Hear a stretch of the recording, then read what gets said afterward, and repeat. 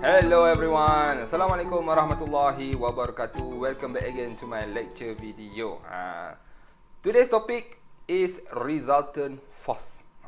So what is resultant force? Resultant force is the summation of two or more forces. Actually, when we have two forces, for example, we can combine it together to make it into one force only. So it means that if we want to pull something, okay, with two ropes, for example, two forces, actually we can pull it by using one rope only, okay, with the same amount of these two forces here. That is resultant force. So how to calculate the resultant force? We have two methods here. Okay, the first one I will show you on how we can calculate resultant forces, resultant force using trigonometry. Okay, first of all, let's take a look at these two forces here. Force A and also force B. This one, A and also B here. Okay.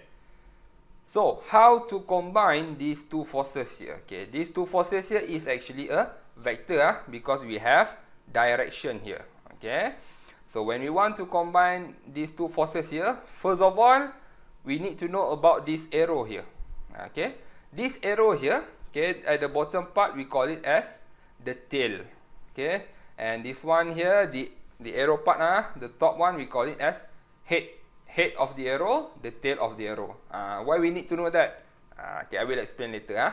Okay, so when we want to combine these two forces here, we will use parallelogram law, which is this one. Okay, so the one in the middle here, R here, is the resultant force. R equals to A plus B. This one. This one is the resultant force. So how to get this one? Okay, this arrow here. As I mentioned earlier, when we want, we need to know about the arrow. Okay, the head and also the tail of an arrow. Okay, when we want to combine these two forces here, what we need to do is we need to make it into a triangle. How to make it into a triangle? Okay, let's take a look at this triangle here. Okay, so we have force A, okay, and we have force B. So we align together force A and also force B. Okay, we align it together, and then this one, okay, the starting point from point A to the end of the point B here, this one here is the resultant force. This one. So, how to know the correct way to create this triangle here is by looking at the head and also the tail. Okay, when we want to combine it, let's say we want to start from arrow A. Okay, we must start from the tail first. Tail to head. Okay, and then when we want to combine the B, we must make, okay, the tail of the B combine together with the head of the A. Okay, so tail to head, and then start again, tail to head here. Okay, and then the resultant force is from the starting point, the tail, up until the head of B. Okay, what will happen if we do like this? Okay, okay, let's say we start from A. Correct already, this one. Okay, and then for B, okay, instead of going like this, okay, we combine the head of A and also the head of B like this. What will happen? Okay, so the arrow that we get is from here up to here. Okay, which is totally wrong. Okay, this one is totally wrong. Okay, the correct direction is this one. Okay, from here to here. Which is why it is very important for you to arrange the arrow correctly. Okay, so must start from tail to head and then tail to head. Make sure tail meets the head. Head with head, no. Tail with tail, no. Okay. Okay, then this one is the resultant force. Or if you want to start from B, just like this, okay, So B here, we start from B, okay, the tail of the B to the head. Okay, and then we move the tail of A here to the head here. Okay, so the resultant force is from here to here. So, regardless you want to start from vector A or vector B, no problem. Both will create the same direction and also the same magnitude of resultant force. This one. Okay, this one and also this one is equal, same. Okay, so we know the concept on how to create the triangle. Next, how to calculate it. How to calculate this one here. Okay, so to calculate this resultant force here, we can use this one, okay? The sine law and also the cosine law. What is sine law? What is cosine law? Okay, when it is a triangle, okay, let's see. Okay, let's look at this triangle. When it is a triangle like this, okay, the length of A, this one, okay, the length of A here, over sine of angle here. Okay, A, this one, okay, opposite of length A here is angle A here. So, large A over sine angle A is equals to B, this one, okay, the length of B over sine angle B, this one. And it is also equals to C, this one, over the angle of C. This is sine law. What about the cosine law? Okay, cosine law is this one. Okay, it stated that to find this C here, this one, C is equals to A square plus B square minus 2 times A times B cosine C, this one. Okay, so this is cosine law. So when to use sine law, when to use cosine law? Okay, so when we want to use sine law, it is actually based on the info that we have. Okay, so let's say we have the info of A and the info of angle A, and let's say we have the info of B and also the info of angle B.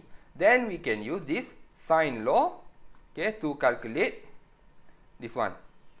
Okay, C and also sine C. Okay, so we can use this one. So when to use this cosine law? Okay, cosine law we use it when we only have the info of one angle only. Okay, let's say we have this one.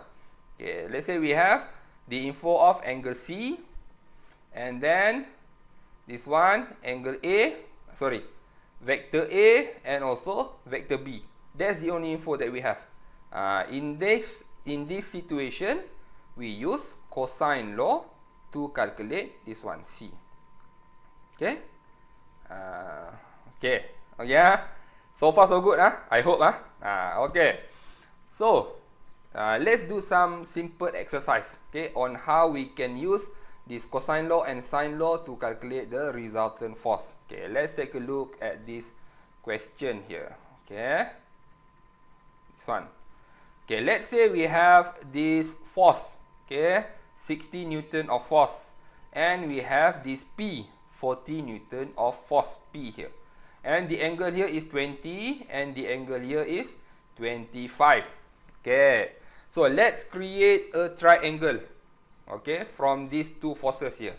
Okay, as I mentioned earlier, we need to start from the tail to head first. Okay, let's start from force P. Okay, let's say we have force P. Okay, tail to head, this one. Okay, 40 Newton. Okay, next, tail to head of force Q. So tail to head, this one, this direction. This one is 60 Newton. Okay, so please make sure when you draw, please make sure the angle is same. This one. Okay, mine is slightly different lah. Okay, but still we have the concept is correct. Okay, So when we combine these two forces like this, okay, this one and also this one here, so means that the resultant force is okay, from the starting point, which is 40 here, up until the end of the second force, this one. So this one is the resultant force. Okay, you get it, huh? Okay, so what about the angle? Okay, they gave you this one, okay, 20 and also 25. As you can see here, we have this one, we have 20 degree here and we have 25 degree here. Okay, so because this is a straight line like this, so means that the angle from here up until here, this one, up until here is what? Okay, so the whole angle is 180 and we have 25 degree here. That means this one here, the angle inside here is 180 degree minus 25 degree. 180 minus 25, so we get 155 degree. Okay, so inside here is 155 degree. So what about this angle and also this angle? How to find it? So no problem actually. Okay, we can find it because we can use sine law. But what we need to find is actually r here. Okay, so because we already know the value of this one is 40 and the value of this one is 60, and we have the angle between 40 and 60 here.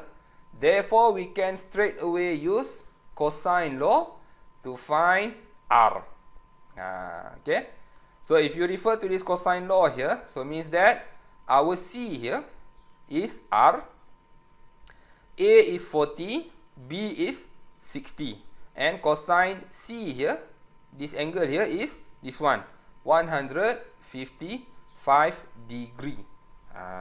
Okay, so based on this cosine law here, the resultant force R is equals to square root of 40 degree, 40 square, 40 square plus 60 square minus 2 times 40, 60, and then cosine 155 degree. I'm sorry, I don't have enough space. Okay, but somehow you know, okay, refer back to this equation. Okay, cosine should be up here lah. Okay, so square root of all of this value. So therefore, we get the value of R is equals to 97.73 Newton. Okay, so this is the value of R, 97.73 Newton. Okay, so that is how you can calculate a resultant force using trigonometry, which is the sine law and also cosine law. Okay, so in the next lecture video, I will teach you on how to calculate a resultant force using IJK form. Okay, so how to calculate it? Make sure to refer to my next video. See you again. Bye bye.